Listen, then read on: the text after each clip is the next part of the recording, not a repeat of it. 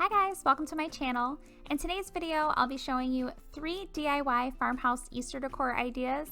All 3 projects are really affordable and easy to do. All of the materials I use for today's projects can either be picked up at your local Dollar Tree store or your local craft store. If you guys enjoyed today's video, please be sure to give it a thumbs up, and I would love to hear from all of you in the comments down below. Let's go ahead and get right into today's projects. For the first DIY, I'll be making a decorative bunny tag, and for this project I used this tag-shaped Christmas ornament that I still had left over from Christmas time, and I had picked it up at Dollar General.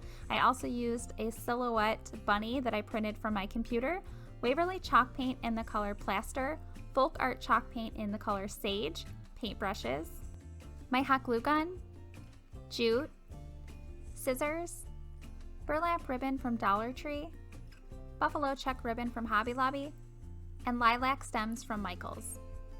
I first started by cutting the hanger off of this tag and then flipping it over. I'm going to be using the back side of this tag for this project, and I painted it with my folk art chalk paint in the color Sage, and I did do 2 coats of this paint to make sure that everything was covered up nicely.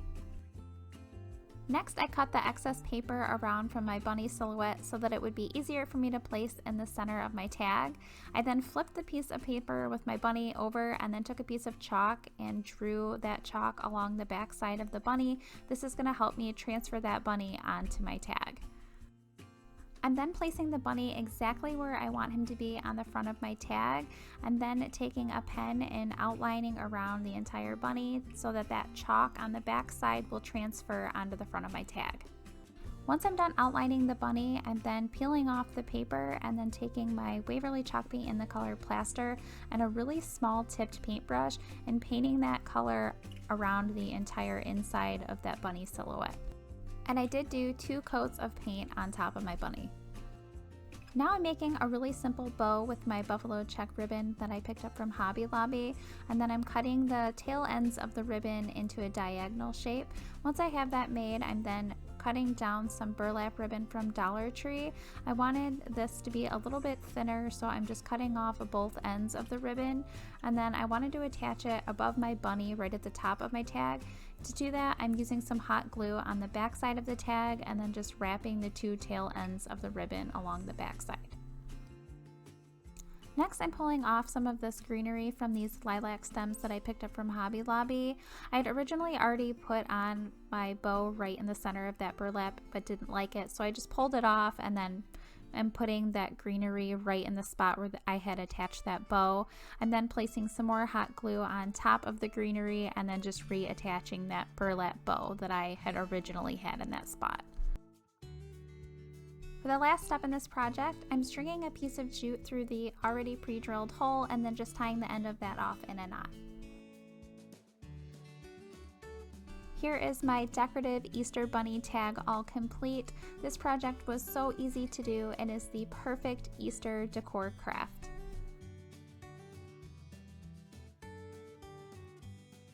Now for DIY number 2, I'll be making a framed bird's nest.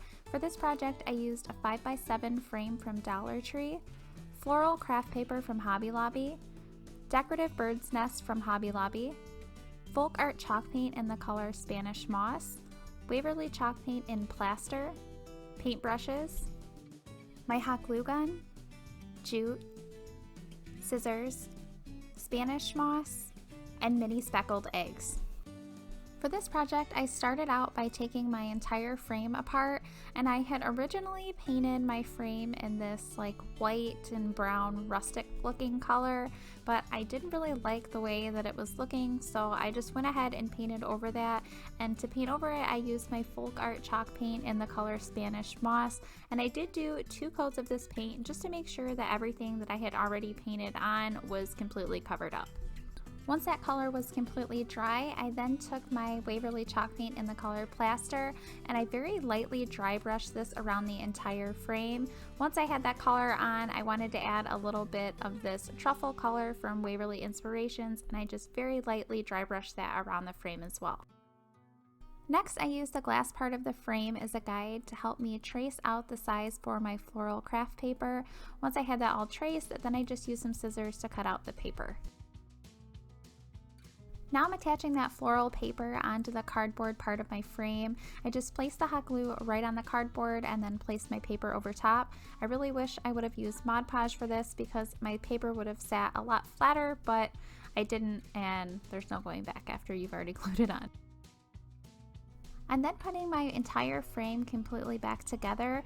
I'm then placing some hot glue right on the front of that floral paper, and I'm going to be attaching one of these mini bird's nests to that spot. I'm holding the nest into place until the glue completely dries, and then I'm attaching another nest sitting halfway up on the other one that I just attached, and I'm just attaching that using some hot glue and making sure I hold that into place until all of the glue has dried. I wanted to add some Spanish moss to the insides of my nest, so here to attach the Spanish moss, I'm placing hot glue on the inside of the nest and then just sticking the Spanish moss on top of the glue.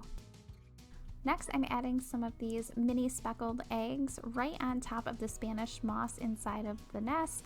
I'm just using hot glue once again to attach all of the eggs, and I did 2 eggs per nest. You could leave this picture just like this, but I decided I wanted to add some jute. So here I'm taking 2 strands of jute and I'm tying a knot on each end of those strands. And I was going to have this as like a hanging picture. So originally I glued both of those knots on each side of the top of the frame as my hanger, but then I decided I didn't really want that, so I left the one side on and then just did those 2 strands going along the top of the frame, and then just made another knot and just re-hot glued that knot on the other side where I originally had the other knot, only this time I just made it as the strands going across the top instead of a hanger. Here are my framed bird's nest all finished. I really love all of the colors on this project. They just springtime to me, and I'm really happy with how this project turned out.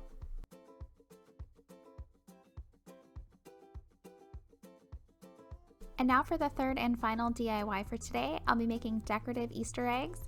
And for this project, I used a pack of paper mache eggs from Hobby Lobby, matte Mod Podge, burlap fabric, ticking fabric from Hobby Lobby, cream color fabric from Hobby Lobby, my hot glue gun, jute, scissors, raffia, and a paintbrush. For this project, I started by cutting my burlap fabric into about 1/2 inch thick strips, and I did a bunch of different strips, and I ended up only using these strips on 2 of my eggs, so I believe I used between 6 and 8 strips, and then I cut those strips down in half so that they would wrap around my egg and not be too long. Once I had those cut, then I moved on to cutting my striped or ticking fabric that I picked up from Hobby Lobby, and I cut these strips in the same size, about 1/2 inch to 1 inch thick. Some of them were a little bit bigger than other, but I originally started with 1/2 inch and ended up with some of them a little bit bigger than that. And then I did the same thing. I just cut those down to the size that they would fit to wrap around my eggs, and then I did the same thing for this cream color fabric as well.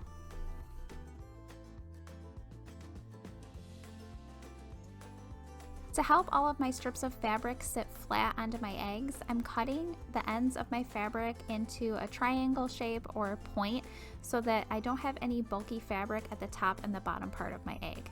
Once I have all of my fabric cut, I'm then taking a paintbrush and painting on this matte Mod Podge right onto my paper mache egg, and then taking a strip of my fabric and placing it on top of the glue, and then just using my finger to press down the fabric on top of the glue and make sure that there's no bubbles. And then continuing that same step, only this time I'm using some of that Mod Podge on half of the fabric that I've already placed down onto the egg, because I'm overlapping each strip of fabric as I'm placing it onto the egg. And for this one, I'm rotating or switching up between the burlap fabric, the cream color fabric, and then that striped fabric. So I'm just continuing these same steps of painting on the Mod Podge onto my egg and half of the fabric that's applied onto my egg, and then just pressing down the fabric with my finger onto the glue, and then just continuing that same step, like I said, switching up the fabric as I go until it's completely covered in my egg. And then I'm taking a piece of this raffia and I'm tying it around the middle of my egg and then just making a bow and cutting off the excess raffia. I'm adding just a tiny bit of hot glue right underneath the raffia bow to hold it into place.